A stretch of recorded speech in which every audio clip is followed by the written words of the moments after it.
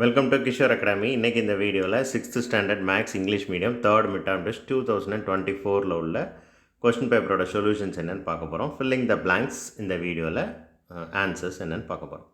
The sum of the whole number and a proper fraction is called mixed fraction.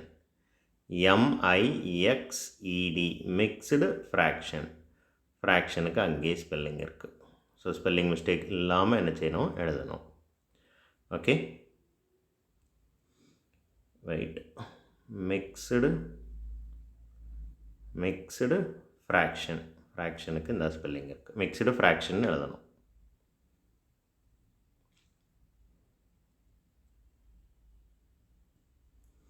Okay, second one, question number 6th one.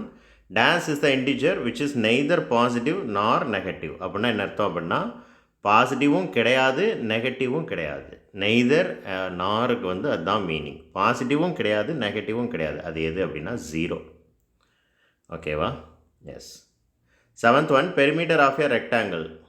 நிறைய பேருக்கு formula தெரிஞ்சிருக்கும். 2 × L + B.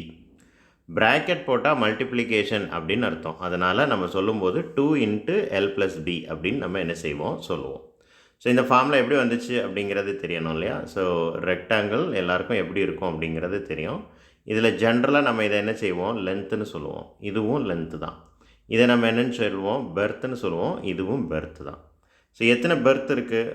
2 Perth இருக்குது, 2 length இருக்குது. Right.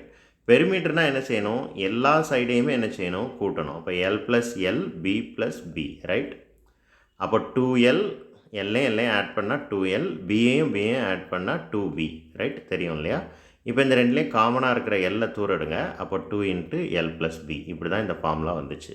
இந்த ஃபார்முலாவும் எப்படி வந்துச்சு அப்படிங்கிறது தெரிஞ்சிச்சுன்னா, இந்த பெரிமீட்டரோட ஃபார்முலா எப்போவுமே மறக்காது. ஸ்டூடெண்ட்ஸ் பண்ணக்கூடிய மிகப்பெரிய பிரச்சனையே பெரிமீட்டர், ஏரியா ரெண்டையுமே என்ன செய்வாங்க, கன்ஃபியூஸ் பண்ணுவாங்க.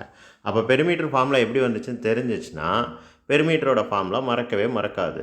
ஸோ பெரிமீட்டரோட ஃபார்முலா மறக்கலை அப்படின்னா அதை கரெக்டாக எழுதிட்டிங்கன்னா அப்போ ஏரியாவுக்கு ஃபார்முலா என்ன அப்படிங்கிறத ஆட்டோமேட்டிக்காக எழுதிடுவீங்க. That's all. தேங்க்யூ.